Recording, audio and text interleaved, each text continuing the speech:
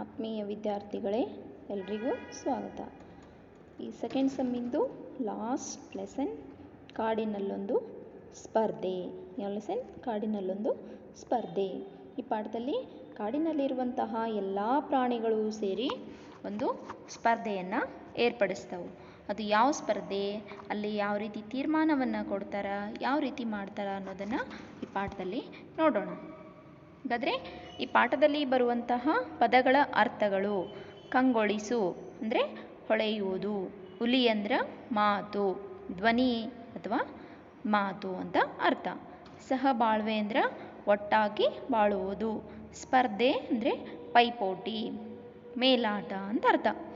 ಸರದಿ ಅಂದ್ರೆ ಸಾಲು, ತೀರ್ಪು ತೀರ್ಮಾನ, ಸರಕು ಅಂದರೆ ವಸ್ತುಗಳು ಅಥವಾ ಸಾಗಾಣಿಕೆ ಅಂತಂದರೆ ಸಾಗಿಸುವುದು, ದರ ಅಂದ್ರೆ ಬೆಲೆ, ವಾಯು ಗಾಳಿ, ವಿದೇಶ ಅಂದರೆ ಹೊರದೇಶ, ಸಭಿಕರು ಅಂದ್ರೆ ಪ್ರೇಕ್ಷಕರು, ಎಚ್ಚರ ಅಂದ್ರೆ ಜಾಗೃತಿ, ಆಕರ್ಷಣೆ ಅಂದರೆ ಸೆಳೆತ, ಲಭ್ಯ ಅಂದರೆ ದೊರಕಿದು ಅಂತ ಅರ್ಥ ಅಥವಾ ಪ್ರಾಪ್ತಿಯಾಗೋದು, ವಿನಿಮಯ ಅಂದರೆ ಪರಸ್ಪರ ಬದಲಾಯಿಸು, ಸಂದೇಶ ಅಂದರೆ ಸುದ್ದಿ ಅಥವಾ ಮಾಹಿತಿ, ಬಂಧು ಅಂದ್ರೆ ಸಂಬಂಧಿ, ಸಹಕರಿಸು ಅಂದರೆ ಸಹಾಯ ನೀಡು, ಇನಾಮು ಅಂದರೆ ಬಹುಮಾನ, ಧನ್ಯ ಅಂದರೆ ಪಾವನ, ಸಮ್ಮತಿ ಅಂದರೆ ಒಪ್ಪಿಗೆ ಅಥವಾ ಅನುಮತಿ ಅಂತ ಅರ್ಥ.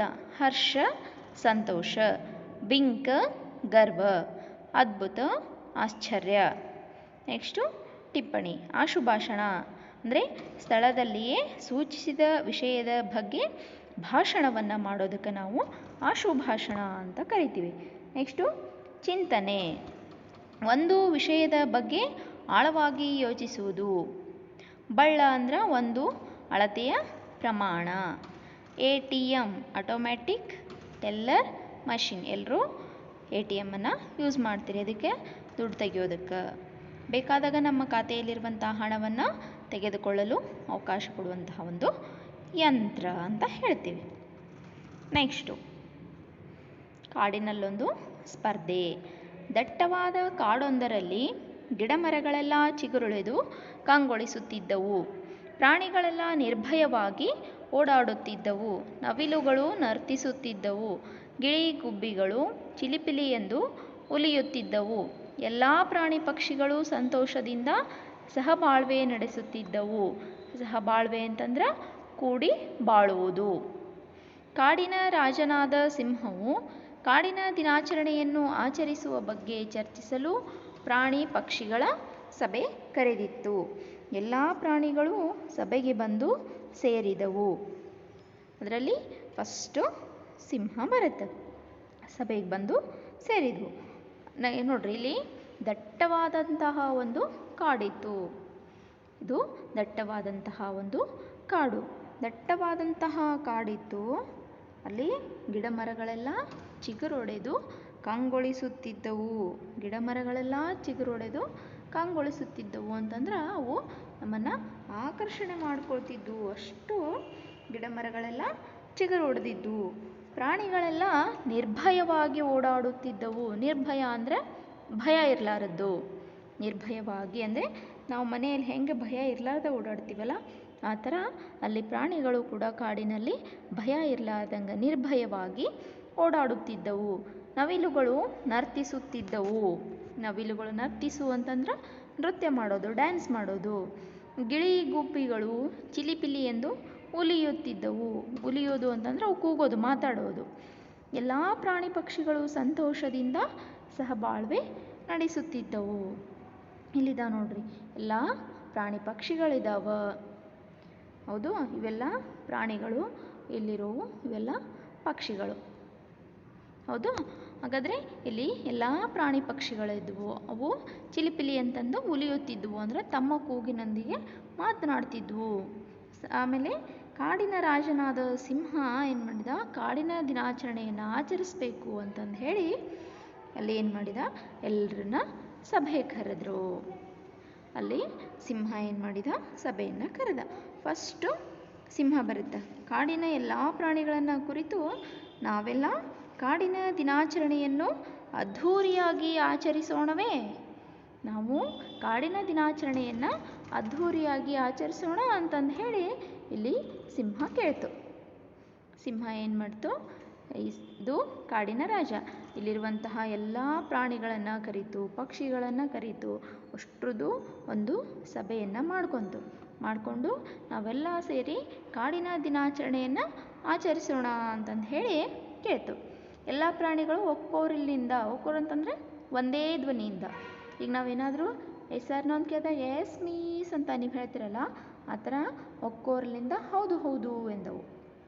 ಆನೆ ಹೇಳ್ತಾ ಆಯಿತು, ಆದರೆ ಈ ವರ್ಷ ಹೆಂಗೆ ಆಚರಿಸ್ಬೇಕು, ಹಾಗಾದರೆ ವಿಶೇಷವಾಗಿ ನಾವು ಆಚರಿಸ್ಬೇಕು ಅಂತ ಹೇಳ್ತು. ಅವಾಗ ಕಾಗಕ್ಕ ಹೇಳ್ತದೆ, ಕಾಗಕ್ಕ ಅಂದ್ರೆ ಕ್ರೌ, ಕಾಗೆ, ಅದೇನು ಹೇಳುತ್ತಾ ಅಂದ್ರೆ ವಿಶೇಷವಾಗಿ ಎಂದರೆ ಹೇಗೆ. ಆನೆ ಕಾಗಕ್ಕ ವಿಶೇಷವಾಗಿ ಎಂದರೆ ಆಟಗಳ ಸ್ಪರ್ಧೆ ನಡೆಸುವುದು, ಗೆದ್ದವರಿಗೆ ಇನಾಮು ಕೊಡೋದು. ಇನಾಮು ಅಂತಂದರೆ ಬಹುಮಾನ. ಏನು ಇನಾಮು ಅಂದರೆ ಬಹುಮಾನ.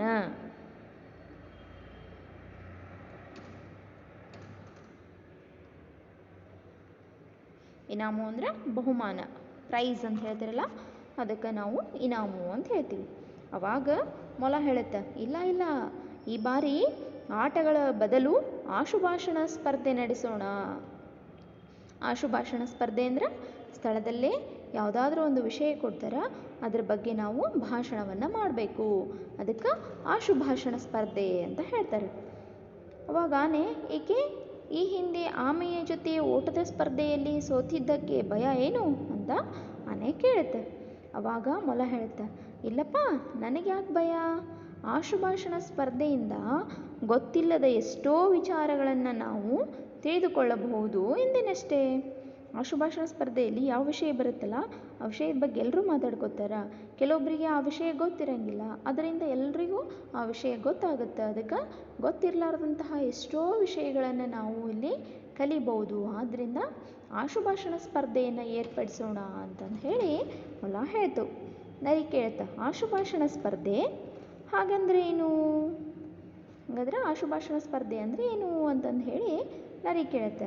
ಅವಾಗ ಮೊಲ ಹೇಳುತ್ತೆ, ಓ ನರಿರಾಯ, ನಿನಗೆ ಅಷ್ಟೂ ಗೊತ್ತಿಲ್ವಾ, ಆಶುಭಾಷಣ ಸ್ಪರ್ಧೆ ಎಂದರೆ ಸ್ಥಳದಲ್ಲಿಯೇ ಸೂಚಿಸಿದ ವಿಷಯದ ಬಗ್ಗೆ ಭಾಷಣ ಮಾಡುವುದು ಅಂತ ಹೇಳುತ್ತೆ. ಸಿಂಹ, ಸರಿ, ಹಾಗಾದರೆ ನಾಳೆ ಸ್ಪರ್ಧೆಗಳನ್ನು ನಡೆಸೋಣ, ಎಲ್ಲರೂ ನಾಳೆ ಇಲ್ಲಿಯೇ ಸೇರೋಣ ಅಂತ ಹೇಳ್ತು. ಅವಾಗ ಮರುದಿನ ಎಲ್ಲ ಪ್ರಾಣಿಗಳು ಒಂದೆಡೆ ಸೇರ್ತಾವೆ. ಇಲ್ಲಿ ಬಂದು ನೋಡ್ರಿ, ಎಲ್ಲ ಪ್ರಾಣಿಗಳು ಒಂದೆಡೆ ಸೇರಿದವು. ಆಶುಭಾಷಣ ಸ್ಪರ್ಧೆಗೆ ತೀರ್ಪುಗಾರರು ಅಂತಂದ್ರೆ ಜಡ್ಜ್. ಅಲ್ಲಿ ಯಾರ್ಯಾರು ಇದ್ರು ಅಂತಂದ್ರೆ ಕೋಗಿಲೆ, ನೆಕ್ಸ್ಟು ಕೋತಿ, ನೆಕ್ಸ್ಟು ಮತ್ತೆ ಯಾರಿದ್ರು ತೋಳ. ಇವರು ಎಲ್ಲರೂ ಏನು ಮಾಡಿದರು, ಕೋಗಿಲೆ, ಕೋತಿ, ನೆಕ್ಸ್ಟು ತೋಳವನ್ನು ಆಯ್ಕೆ ಮಾಡಿದರು. ಆಮೇಲೆ ಏನು ಮಾಡಿದರು ಅಂದ್ರೆ, ಒಂದು ಪ್ರಾರಂಭ ಮಾಡೋದಕ್ಕಿಂತ ಮುಂಚೆ ಅಲ್ಲಿ ಎಲ್ಲ ವಿಷಯಗಳನ್ನು ಬರೆದು ಒಂದು ಡಬ್ಬಿಯಲ್ಲಿ ಹಾಕಿದರು. ಇಲ್ಲಿದೆಲ್ಲ ಡಬ್ಬಿ, ಇವೆಲ್ಲ ಚೀಟಿಗಳು. ಅಲ್ಲಿ ಡಬ್ಬಿಯೊಳಗೆ ಏನು ಮಾಡಿದರು, ಆ ಎಲ್ಲ ಚೀಟಿಗಳನ್ನು ಹಾಕಿ ಸ್ಪರ್ಧೆ ಪ್ರಾರಂಭ ಆಯಿತು. ತೋಳ, ಒಬ್ಬೊಬ್ಬರಾಗಿ ಬನ್ನಿ, ಡಬ್ಬಿಯಿಂದ ಒಂದು ಚೀಟಿ ತೆಗೆದುಕೊಂಡು ಅದರಲ್ಲಿರುವ ವಿಷಯವನ್ನು ಕುರಿತು ಮಾತನಾಡ್ರಿ, ಪ್ರತಿಯೊಬ್ಬರಿಗೂ ಸಮಯ 5 ನಿಮಿಷಗಳು ಮಾತ್ರ ಎಂದು ಸ್ಪಷ್ಟಪಡಿಸಿತು. ತೋಳ ಅಲ್ಲಿ ಜಡ್ಜ್ ಆಗಿತ್ತು. ಅದಕ್ಕೆ ಅಲ್ಲಿ ಕಾಂಪಿಟೇಷನ್ ಇದ್ದಾಗ ಅದ್ರ ರೂಲ್ಸ್ ಆ್ಯಂಡ್ ರೆಗ್ಯುಲೇಷನ್ಸ್ ಎಲ್ಲ ಹೇಳ್ತಿರ್ತಾರೆ ನಿಮಗೂ ಸ್ಕೂಲಲ್ಲಿ, ಆ ಥರ ಅಲ್ಲಿ ತೋಳ ಹೇಳಿತು. ಅಲ್ಲಿದ್ದ ಪ್ರಾಣಿ ಪಕ್ಷಿಗಳಲ್ಲಿ ಕೆಲವು ಸರದಿ ಪ್ರಕಾರ ಬಂದು ಚೀಟಿ ತೆಗೆದುಕೊಂಡು ಮಾತನಾಡಲು ಪ್ರಾರಂಭಿಸಿತು. ಸೊಂಡಿಲು ಹಾಗೂ ಬಾಲವನ್ನು ಆಡಿಸುತ್ತಾ ಗೀಳಿಡುತ್ತಾ ಬಂದ ಆನೆ ಗಂಟಲನ್ನು ಸರಿಪಡಿಸಿಕೊಂಡು ಡಬ್ಬಿಯಲ್ಲಿ ಸೊಂಡಿಲನ್ನು ಹಾಕಿ ಚೀಟಿಯನ್ನು ಎತ್ತಿಕೊಂಡಿತು. ಇಲ್ಲಿದ್ದಾವಲ್ಲ ಇವರು 3 ಜನ ಜಡ್ಜ್. ಇವರು ಕೋಗಿಲೆ, ತೋಳ, ಕೋತಿ. ಇಲ್ಲಿ ಡಬ್ಬಿಯಲ್ಲಿರುವಂಥದ್ದು ಚೀಟಿಗಳು. ಇವರೆಲ್ಲರೂ ಯಾರು, ತೀರ್ಪುಗಾರರು. ನೆಕ್ಸ್ಟು ನೋಡ್ರಿ, ಇಲ್ಲಿ ಫಸ್ಟ್ ಒಂದು ಏನು ಬರುತ್ತಾ, ಆನೆ ಬರುತ್ತೆ. ಬಂತು ನೋಡ್ರಿ, ಆನೆ ಬಂದು, ಅಬ್ಬಾ ಚೀಟಿಯಲ್ಲಿ ನನಗೆ ಇಷ್ಟವಾದ ವಿಷಯ ರೇಡಿಯೋ ಬಂದಿದೆ. ಹಾಗಾದರೆ ರೇಡಿಯೋ ಒಂದು ಸಂಪರ್ಕ ಸಾಧನ. ನಿಮ್ಗೆ ಟಿ ವಿ ಮೊಬೈಲ್ ಬರೋದಕ್ಕಿಂತ ಮುಂಚೆ ಸಂಪರ್ಕ ಸಾಧನ ಯಾವುದಿತ್ತು ಅಂದ್ರೆ ರೇಡಿಯೋ ಆಗಿತ್ತು. ರೇಡಿಯೋನ ಕಂಡು ಹಿಡಿದವ್ರು ಯಾರು? ಮಾರ್ಕೋನಿ ಇಲ್ಲಿದೆ ನೋಡ್ರಿ. ಇವರು ರೇಡಿಯೋವನ್ನು ಕಂಡುಹಿಡಿದಂತಹ ಒಬ್ಬ ಸೈಂಟಿಸ್ಟ್, ವಿಜ್ಞಾನಿ. ಇದರಲ್ಲಿ ಚಿಂತನ, ಕೃಷಿ ಸಮಾಚಾರ, ಶಿಕ್ಷಣ ವಾರ್ತೆ, ಕ್ರೀಡೆ, ಸಂದರ್ಶನ, ರಾಜಕೀಯ, ಮನರಂಜನೆ, ಚಿತ್ರಗೀತೆ, ವಾರ್ತೆ ಇತ್ಯಾದಿ ಕಾರ್ಯಕ್ರಮಗಳು ಪ್ರಸಾರವಾಗುತ್ತವೆ. ದೇಶ ವಿದೇಶದ ಸಮಾಚಾರವನ್ನು ತಕ್ಷಣವೇ ಇದರ ಮೂಲಕ ತಿಳಿಯಬಹುದು. ಇದರಲ್ಲಿ ಪ್ರಸಾರವಾಗುವ ಚಿನ್ನರ ಚುಕ್ಕಿ ಚಿನ್ನ ಮತ್ತು ಕೇಳಿ ಕಲಿ ಕಾರ್ಯಕ್ರಮ ಎಂದರೆ ನನಗೆ ಅಚ್ಚುಮೆಚ್ಚು ಅಂತಂದು ಹೇಳಿ ಆನೆ ಏನು ಮಾಡ್ತು? ರೇಡಿಯೋದ ಬಗ್ಗೆ ಹೇಳ್ತು. ನೆಕ್ಸ್ಟು ವೇಗವಾಗಿ ಓಡಿ ಬಂದಂತಹ ಚಿರತೆ ಏನು ಮಾಡ್ತು? ಒಂದು ಚೀಟಿಯನ್ನು ಎತ್ಕೊಂತು. ಅದರಲ್ಲಿ ಅದಕ್ಕೆ ಏನು ಸಿಕ್ಕಿತ್ತು ಅಂದ್ರೆ ರೈಲು ಅನ್ನುವಂತಹ ವಿಷಯವನ್ನು ಸಿಕ್ಕಿತ್ತು. ಆ ರೈಲಿನ ಬಗ್ಗೆ ಮಾತಾಡಬೇಕಾಗಿತ್ತು. ಅದು ಹೇಳ್ತು, ರೈಲು ಉದ್ದವಾದಂತಹ ವಾಹನ, ಇದು ಕಂಬಿಗಳ ಮೇಲೆ ಮಾತ್ರ ಚಲಿಸುತ್ತೆ. ರೈಲಿನಲ್ಲಿ ಒಮ್ಮೆಗೆ ಹೆಚ್ಚು ಪ್ರಯಾಣಿಕರು ಪ್ರಯಾಣಿಸಬಹುದು, ಸರಕುಗಳನ್ನು ಸಾಗಿಸಬಹುದು. ರೈಲಿನಲ್ಲಿ ಶೌಚಾಲಯ, ಕುಡಿಯುವ ನೀರು, ಊಟ, ತಿಂಡಿ, ಮಲಗುವ ವ್ಯವಸ್ಥೆ ಇರುತ್ತೆ. ನೀವೆಲ್ಲರ ಊರಿಗೆ ಹೋಗುವಾಗ ಟ್ರೈನಾಗ ಹೋಗ್ತಿರ್ತೀರಲ್ಲ, ಅಲ್ಲೇನಿರುತ್ತೆ? ನಿಮ್ಗೆ ಟಾಯ್ಲೆಟ್ ವ್ಯವಸ್ಥೆ ಇರುತ್ತೆ, ಕುಡಿಯೋ ನೀರು ಸಿಗುತ್ತೆ, ಆಮೇಲೆ ಊಟ ತಿಂಡಿ ಎಲ್ಲ ಅಲ್ಲೇ ಮಾರಾಕ್ ಬರುತ್ತೆ, ಮಲ್ಕೊಳ್ಳೋಕೆ ವ್ಯವಸ್ಥೆ ಇರುತ್ತೆ. ಈಗ ರೈಲು ಪ್ರಯಾಣ ಸುಖಕರ ಹಾಗೂ ಅದರ ದರವೂ ಕಡಿಮೆ. ದರ ಅಂದ್ರೆ ರೇಟ್, ಬಸ್ ಚಾರ್ಜಿಗೆ ಹೆಂಗೆ ಕೊಡ್ತಿರಲ್ಲ ಆ ಥರ ಅಲ್ಲಿ ಟ್ರೈನಿಂದು ಚಾರ್ಜ್ ಕಡಿಮೆ ಇರುತ್ತೆ. ಮತ್ತು ನೀವು ಈಸಿಯಾಗಿ ಆರಾಮಾಗಿ ಏನು ಮಾಡ್ಬೋದು? ಅಲ್ಲಿ ಊರಿಂದ ಊರಿಗೆ ಹೋಗಬಹುದು ಅಂತ ಹೇಳಿ ಕುಳಿತುಕೊಂತು.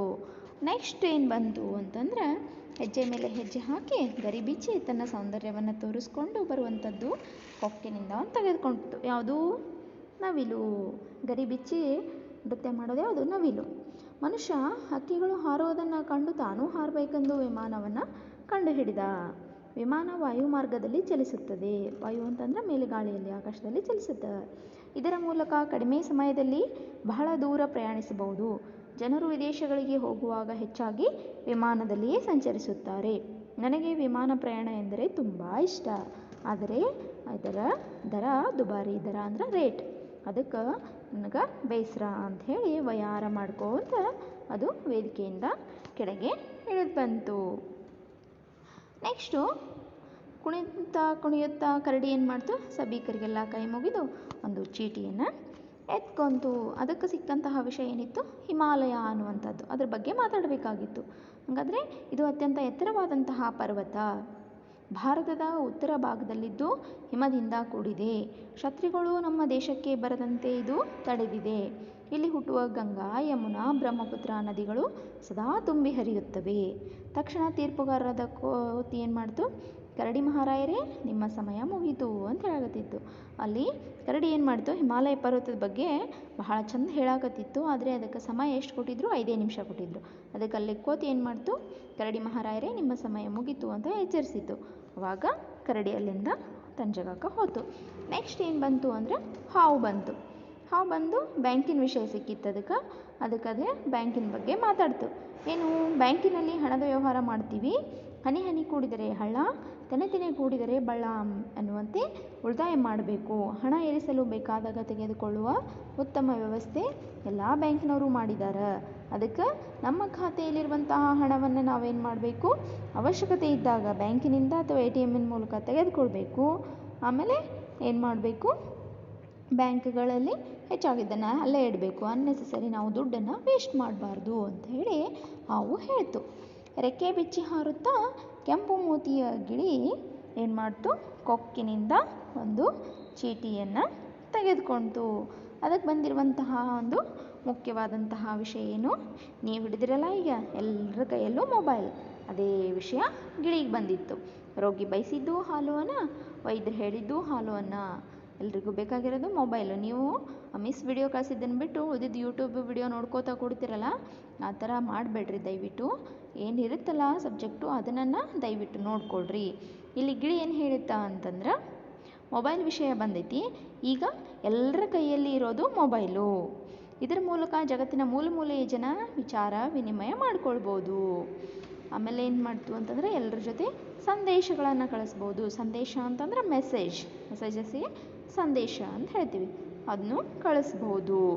ಆಮೇಲೆ ಏನು ಮಾಡ್ಬೋದು, ಛಾಯಾಚಿತ್ರ ತೆಗಿಬೋದು. ಛಾಯಾಚಿತ್ರ ಅಂದ್ರೆ ಸೆಲ್ಫಿ ಫೋಟೋಗ್ರಫಿ ಹೇಳ್ತೀವಲ್ಲ, ಅದಕ್ಕೆ ಛಾಯಾಚಿತ್ರ ಅಂತ ಹೇಳ್ತೀವಿ. ಲೆಕ್ಕ ಮಾಡ್ಬೋದು, ಕ್ಯಾಲ್ಕುಲೇಟರ್ ಇರುತ್ತೆ. ದಿನಾಂಕ ತಿಳಿಬೋದು, ದೂರವಾಣಿ ಸಂಖ್ಯೆಗಳನ್ನು ದಾಖಲಿಸಿಕೊಳ್ಬೋದು.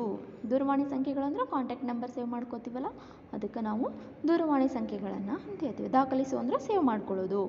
ಮೊಬೈಲ್ ಈಗ ಅಂಗೈಯಲ್ಲಿರುವಂತಹ ಒಂದು ಸಣ್ಣ ಕಂಪ್ಯೂಟರ್ನಂತೆ.